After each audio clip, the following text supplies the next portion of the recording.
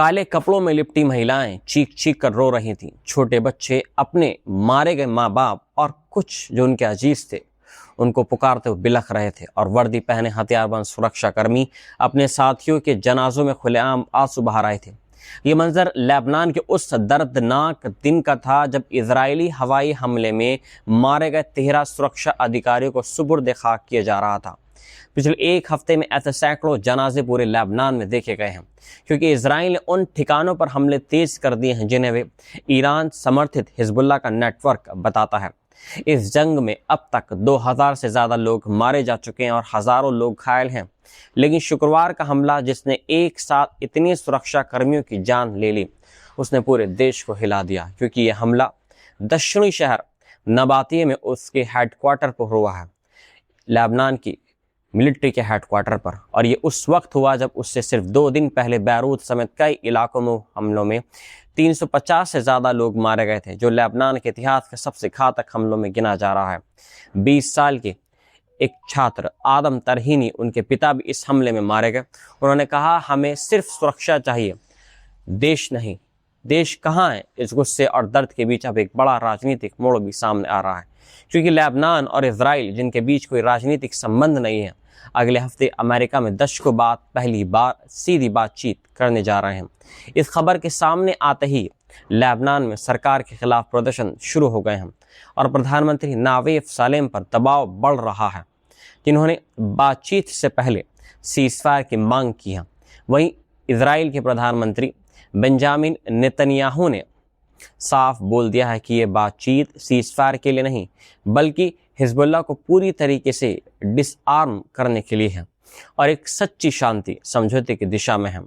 लेकिन ज़मीन पर हालात कुछ और ही कहानी बता रहे हैं, क्योंकि नेतन्याहू के बयान से ठीक पहले इजरायली हमलों में दर्जनों लोग मारे गए हैं।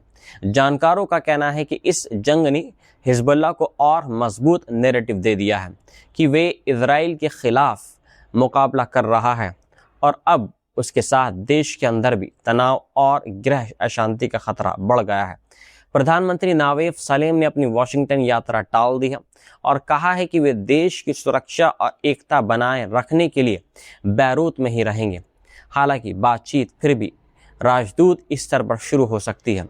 इस पूरे घटनाक्रम के बीच सबसे दिल दहला देने वाला पहलू वह ये है कि हमला हुआ जिसमें 14 अधिकारी एक मिशन से लौटकर अपने दफ्तर ही पहुंचे थे कि कुछ ही मिनटों के बाद इजरायली हमला हुआ और उसमें से 13 की मौत हो गई, जबकि एक गंभीर रूप से उसमें झुलस गया। 25 सालीय खलील अल मिकदाद, जो 3 दिन पहले ही शादी के बंधन में बंधे थे, उनकी पत्नी अमानी अपने पति की तस्वीर पकड़कर रोती रही और चीखते हुए बोली, उन्होंने खलील को मार दिया, उन्होंने मेरी मोहब्बत को मार दिया। इजरायली सेना ने कहा कि उसने नबाती में हिजबुल्लाह के ठिकानों को निशाना बनाया था और वे उस बात की जांच कर रही है कि सुरक्षा कर्मियों को कैसे नुकसान हुआ है। वहीं हालात इतने ज़्यादा ख़राब हो चुके हैं लेबनान में, लोग अपने गांवों में दफन तक नहीं कर पा रहे हैं लोगों को, क्योंकि इजरायली हमले जारी हैं और बड़े पैमाने पर खाली कराने के आदेश दे दिए गए हैं। करीब 10 लाख से ज़्यादा लोग अपने घर छोड़ने पर मजबूर हो चुके हैं। यहाँ तक कि नबातिये का मुख्य कब्रिस्तान में कुछ हफ्ते पहले हमले की झपेट में आ चुका है, जिसके बाद लोगों को सैदा जैसे शहरों में अस्थायी कब्रें बनाकर अपने अपनों को दफनाना पड़ रहा है। और यही तस्वीर आज पूरे लेबनान की दर्दनाक हकीकत बन चुकी है। हिजबुल्लाह ने साफ कर दिया है कि अमेरिका में होने वाली लेबनान इजराइल सीधी बातचीत से जो भी समझौता निकलेगा वो उसे मानने वाला नहीं है। संगठन के वरिष्ठ नेता वफीक सफ़ा ने 2 टूक कहा है कि हम इन बातचीत के नतीजों से ना तो जुड़े हैं और ना ही हमें कोई फ़र्क पड़ता है। उन्होंने कहा है कि जो भी फैसला होगा उससे हिजबुल्लाह बंधा हुआ नहीं होगा। ये बयान ऐसे समय में आया है जब दशकों बाद पहली बार लेबनान और इजराइल के प्रतिनिधि अमेरिका में आमने सामने बैठकर बातचीत करने जा रहे हैं। जहां लेबनान की सरकार इस वार्ता के जरिए सीज़फायर चाहती है, वहीं इजराइल के प्रधानमंत्री बेंजामिन नेतन्याहू ने का लक्ष्य हिजबुल्लाह को पूरी तरीके से डिसआर्म करने का है, जैसा भी मैंने आपको बताया, और एक संभावित शांति समझौता कराना है। लेकिन ज़मीन पर हालात बेहद तनावपूर्ण बने हुए हैं, क्योंकि हाल ही में इजराइल ने बैरूत समेत कई इलाकों में 100 से ज़्यादा हमले किए हैं और सैकड़ों लोगों की जान इसमें चली गई है।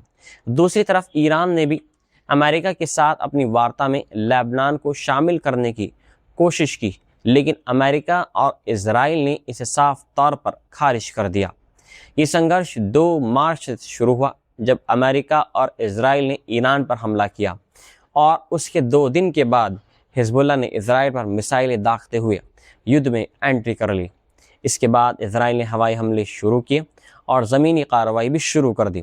इस जंग में अब तक 10 लाख से ज़्यादा लोग बेघर हो चुके हैं लेबनान के अंदर, और 2000 से ज़्यादा लोग मारे जा चुके हैं इजराइल के एयर स्ट्राइक में, जिनमें बड़ी संख्या में महिलाएं और बच्चे हैं और मेडिकल स्टाफ भी शामिल हैं।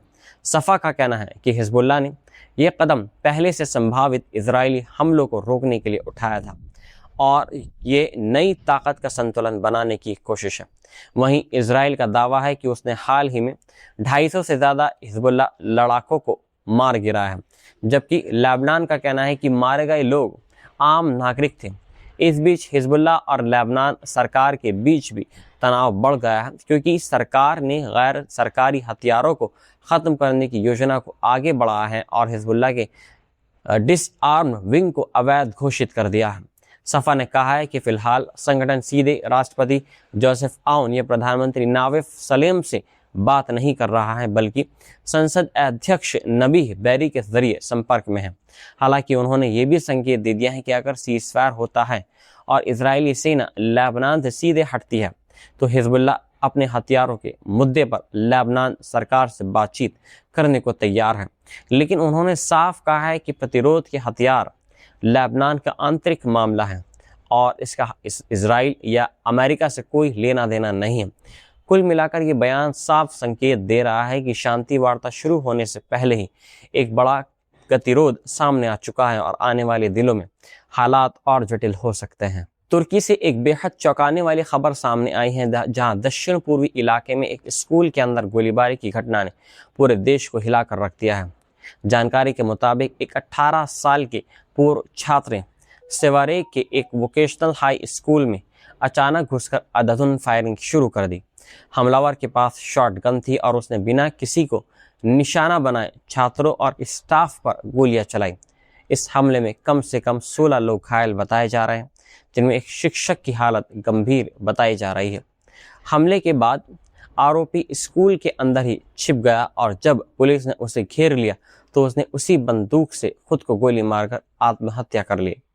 इस घटना की पुष्टि हसन सल्देक ने की है। जैसे ही घटना की सूचना मिली, पुलिस की स्पेशल ऑपरेशन यूनिट्स मौके पर पहुंच गई और पूरे स्कूल को खाली कराया गया। टीवी फुटेज में साफ देखा गया है कि दर्जनों छात्र डर के मारे स्कूल से भागते हुए सड़कों पर निकल आए।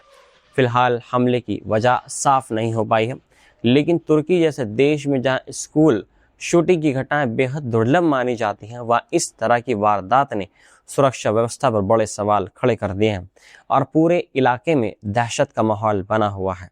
डोनाल्ड ट्रंप और पोप लियो के बीच खुला टकराव देखने को मिल रहा है। ट्रंप ने साफ तौर पर पोप से माफ़ी मांगने से इनकार कर दिया और कहा है कि वे ईरान के खिलाफ अपनी नीति पर कायम है, क्योंकि न्यूक्लियर ईरान को बर्दाश्त नहीं किया जा सकता। ट्रंप ने पोप पर निशाना साधते हुए उन्हें क्राइम और विदेश नीति के मामलों में कमज़ोर बताया है और कहा है कि वे माफ़ी नहीं मांगेंगे, क्योंकि पोप ने पहले सार्वजनिक तौर पर उनकी आलोचना की थी। ये विवाद उस समय और ज़्यादा बढ़ गया जब ट्रंप की एक स्पेशल सोशल मीडिया पोस्ट सामने आई जिसमें उन्हें यीशु जैसी छवि में दिखाया गया था। हालांकि बाद में ये पोस्ट हटा दी गई। ट्रंप ने सफाई देते हुए कहा है कि उन्होंने सोचा था कि वे तस्वीर उन्हें एक डॉक्टर के रूप में दिखा रही है जो लोगों को ठीक कर रहा है, लेकिन इस पोस्ट को लेकर काफ़ी आलोचना हुई है, यहाँ तक कि कुछ उनके समर्थकों और ईरान के नेताओं ने भी इसे धार्मिक भावनाओं का अपमान बताया है। दूसरी तरफ पोप लियो ने भी ट्रंप के बयान पर पलटवार किया और कहा है कि चर्च का संदेश शांति और मेल मिलाप पर आधारित है और वे किसी भी सरकार या नेता से डरते नहीं हैं। उन्होंने साफ कहा है कि उनका उद्देश्य सिर्फ युद्ध के खिलाफ आवाज़ उठाना और दुनिया में शांति को बढ़ावा देना है। पोप ने ईरान युद्ध को लेकर कहा कि वे सर्वशक्ति होने के भ्रम से पैदा हुआ संघर्ष और उन्होंने उसे पूरी मानवता के लिए खतरनाक बताया है। ये विवाद ऐसे समय में सामने आया है जब अमेरिका और ईरान के बीच जंग 7वें हफ्ते में पहुंच चुकी है और हाल ही में पाकिस्तान में हुई बातचीत भी बिना किसी समझौते के खत्म हो गई। ट्रंप ने अपने बयान में ये भी कहा है कि उन्हें ऐसा पोप नहीं चाहिए जो ईरान को परमाणु हथियार रखने की अनुमति देने के पक्ष में दिखे, जबकि पोप ने साफ तौर पर बोल दिया है कि वे किसी एक नेता के खिलाफ नहीं बल्कि हर तरह के युद्ध और हिंसा के खिलाफ है। उस पूरे घटनाक्रम ने दुनिया के 2 सबसे प्रभावशाली अमेरिकी चेहरों के बीच गहरी दरार को उजागर कर दिया है, जहां एक तरफ सत्ता की ताकत है तो दूसरी तरफ धार्मिक और नैतिक आवाज। अब ये टकराव वैश्विक राजनीति और कूटनीति पर भी असर डाल सकता है।